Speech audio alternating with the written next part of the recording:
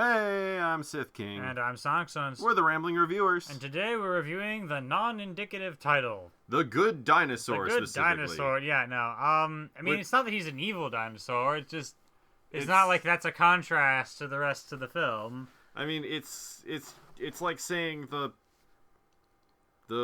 good human.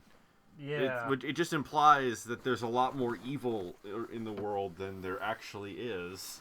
Yeah, now part of it is that he's trying to, like, sort of prove his worthiness, and if you take that as what good needs, then okay, sure, but I don't know. They could have called it Arlo and Spot, or, Yeah, okay, so something. the plot begins 65 million years ago, where it shows that the meteor that was supposed to crash down into the Yucatan Peninsula of Central America, ending all dinosaurs on Earth, actually missed the planet.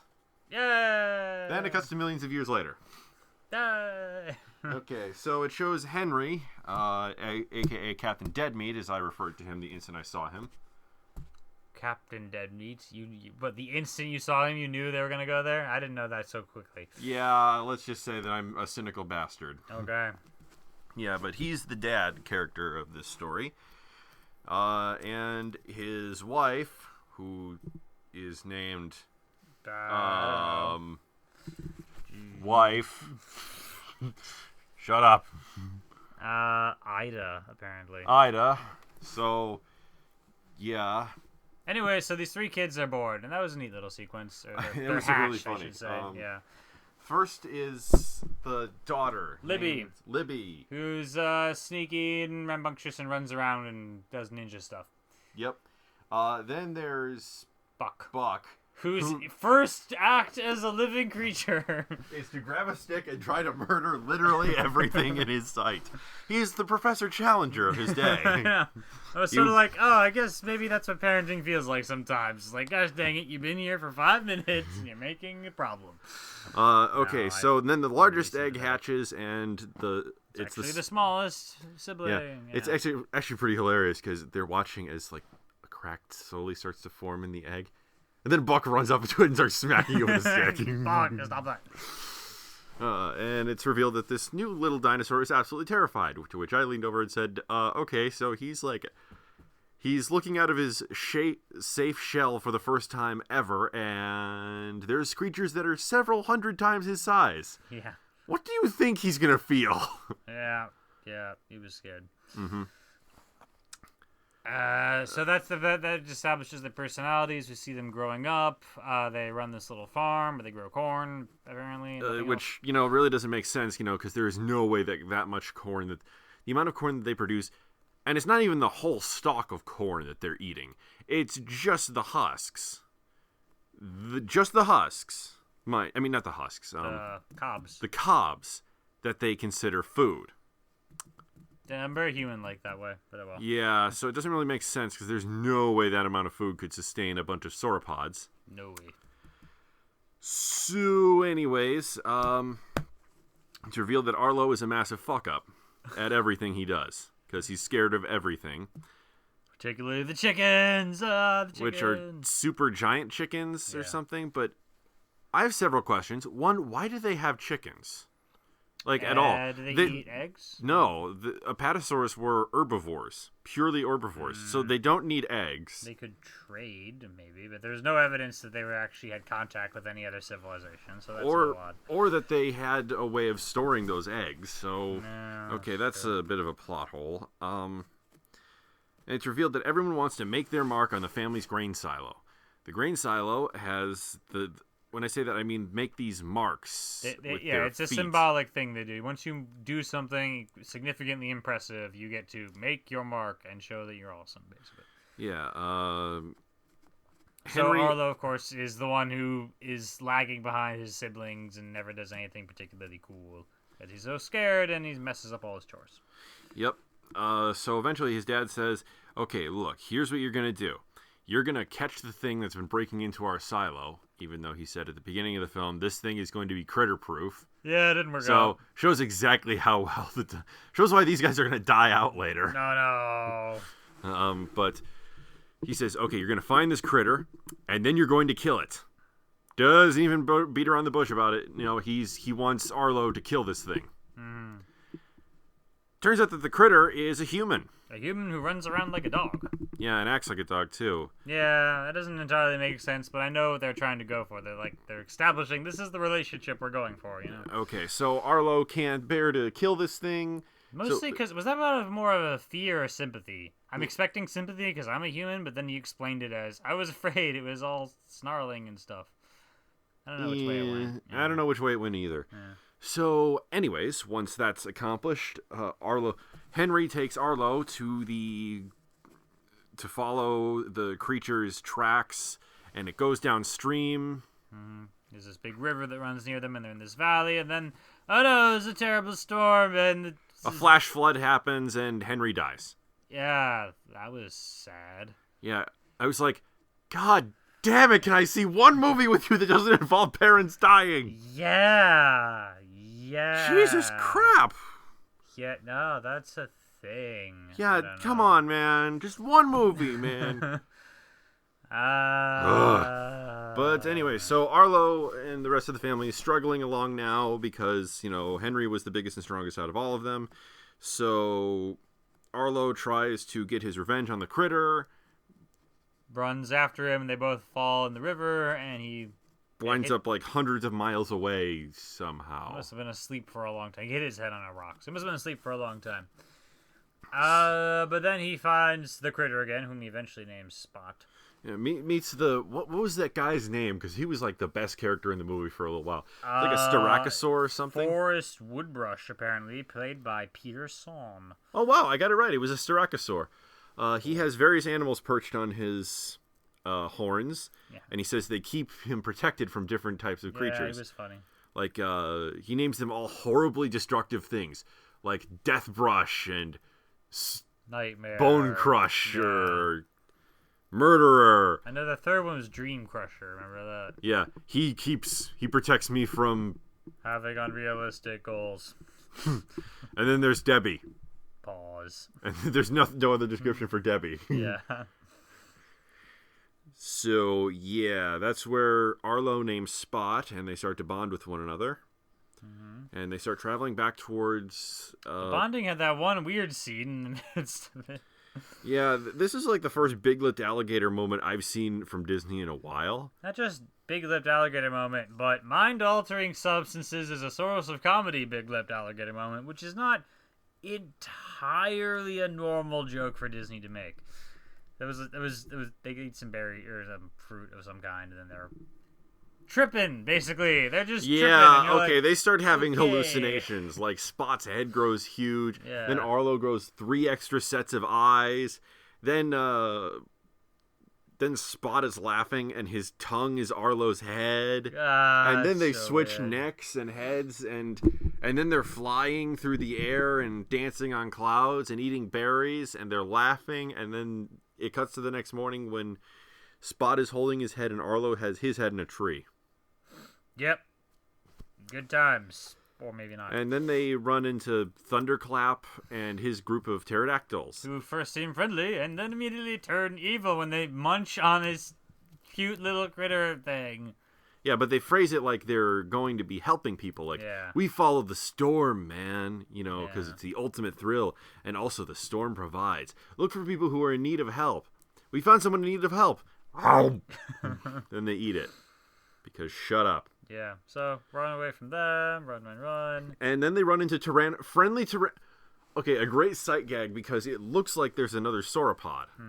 Like in the distance. Yeah, and then it turns out to be 2 Tyrannosaurus Rexes. Before you ask, it actually does make more sense there. Yeah. It turns out the T-Rexes are friendly in this world. Yeah, aside from the movie We're Back, I don't think I've ever heard of a friendly T-Rex before. Jurassic World. Well, there's a difference between friendly and ally of the moment. I mean, yeah, it's not like, okay, let's go out for coffee once the movie's done, Rexy, Though that would have been the best scene ever. But anyways, turns out they're cattle ranchers. And the leader is the father. His name is Oh, Butch? I thought it was Butch. We'll look this up for you. Oh no, it's not listed in the actual. Dang you, Wikipedia. Oh, there it is. Yeah, Butch, the father, Sam Elliott. Yeah, Butch is voiced by Sam Elliott, and it's like, what? Why? I mean, it's awesome. Yeah. And he also gives a very, very mature lesson on the nature of fear. I don't want to be afraid anymore. Kid, if you got an alligator, a croc chomping on your face and you ain't afraid, you ain't alive. Like, yeah, he's basically saying you're always going to be afraid. It's the fact that you have to push past the fear that's important. I was just thinking of the "Fear is the mind killer" speech from Dune.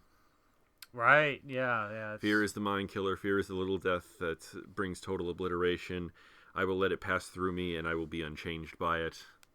That speech. I'd just like to criticize whoever wrote this Wikipedia part that says, as they venture back forth, comma, sorry. I'm just reading this as you talk, and that back forth, really, guys? Yeah, and then they help.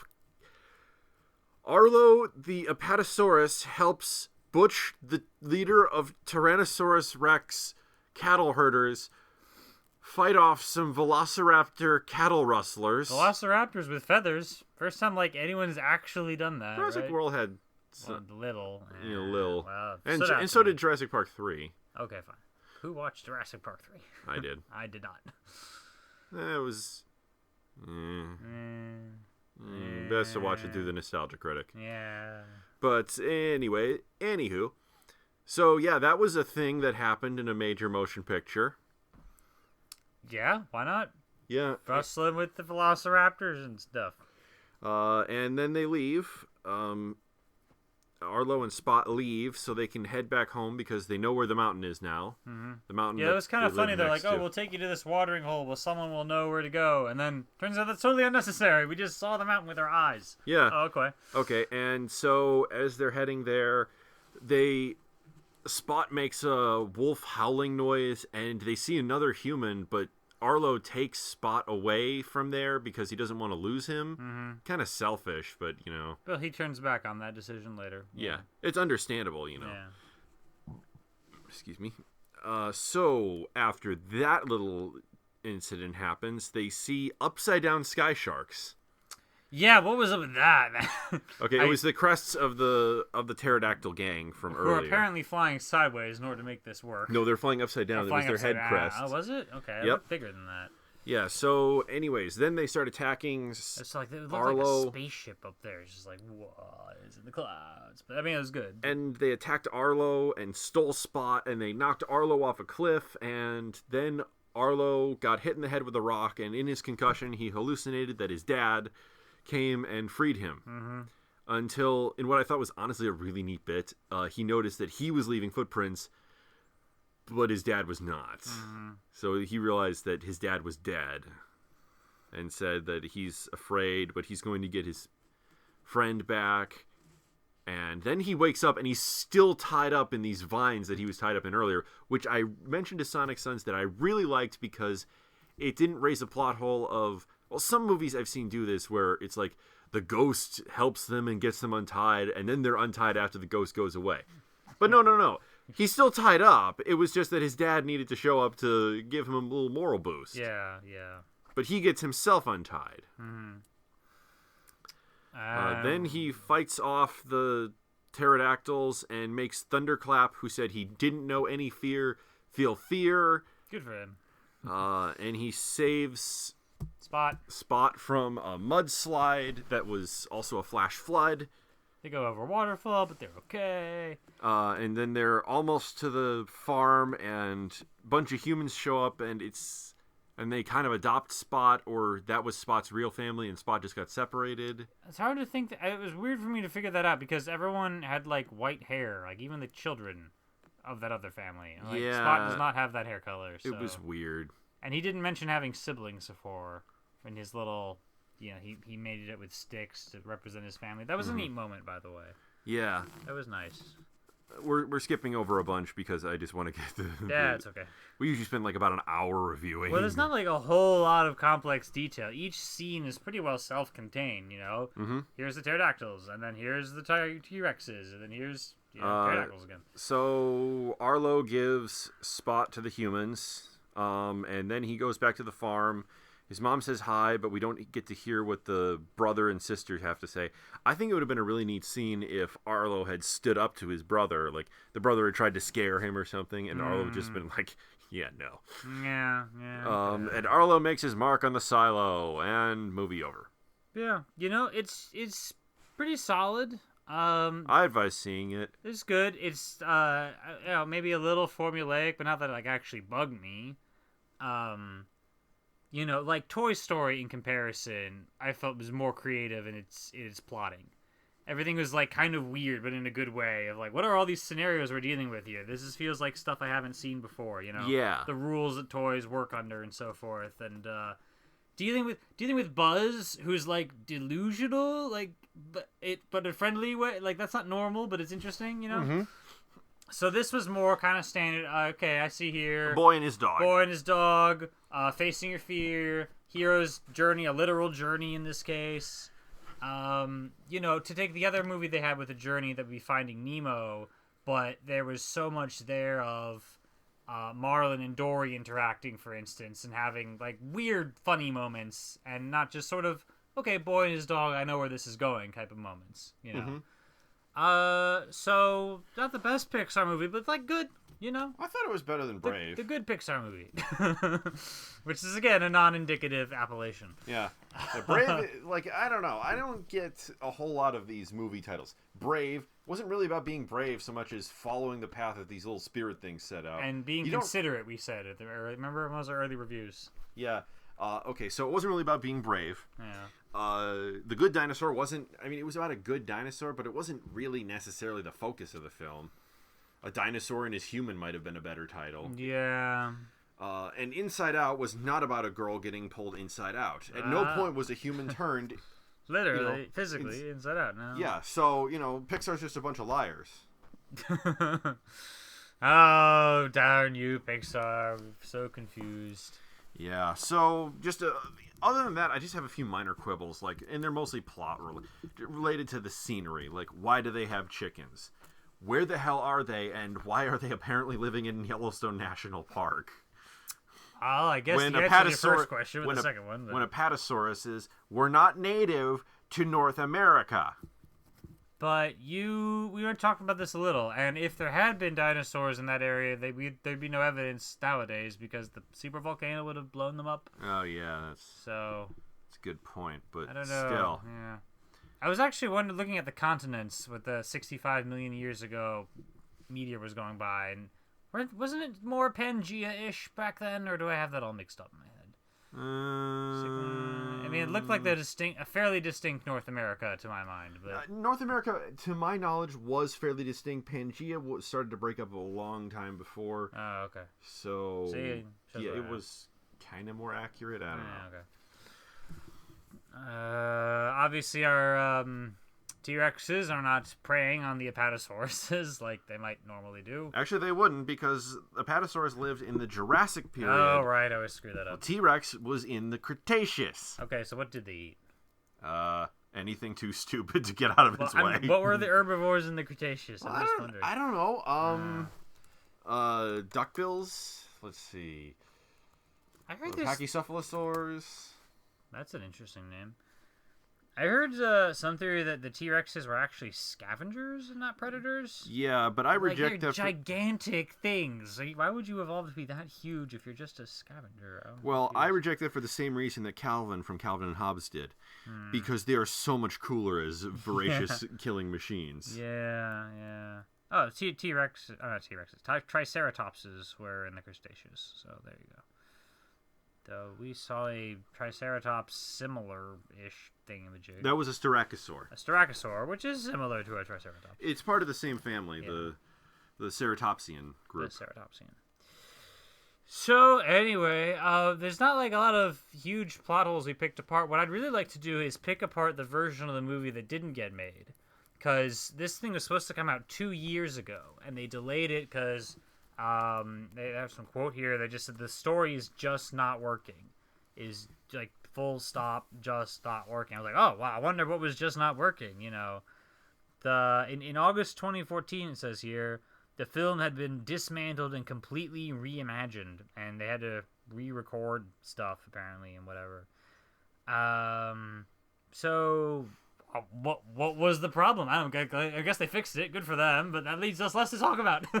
Yeah, what exactly were the problems? We need to get a DVD and listen to the special features, and they'll tell us. And Well, I think it was that originally the T-Rexes were experimenting with genetics, and they combined that with that of the DNA of T-Rexes with that of raptors in order to bring in more park attendants. Yeah. And then it broke out of confinement using a bunch of Deus Ex Machina abilities that it only uses once. Until finally Claire opens up the T-Rex pen, and with the help of the last of Owen's raptors, they take down the Indominus. Yep. That is what happens. Is exactly. But then Jurassic World came out first, so, that kind of screwed that over.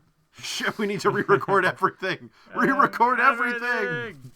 Well, actually, they were working on something, I think, Newt, and then the movie Rio came out, and they decided this plot was too similar, so they shelved that whole movie. So something like that can happen. Weird thing is that, you ever hear of the hidden Mickey phenomenon? No. It's basically that Disney animators will put in little Mickey Mouse things, like Mickey heads, things that represent Disney inside of their movies. Okay. At one point during Tron, for example, the light ship passes over a giant Mickey head. Oh, does it? Ah. Yeah, well, a plateau in the shape of Mickey's head. Right. Walt Disney World, there's a bunch of great examples of hidden Mickeys hidden everywhere. Before MGM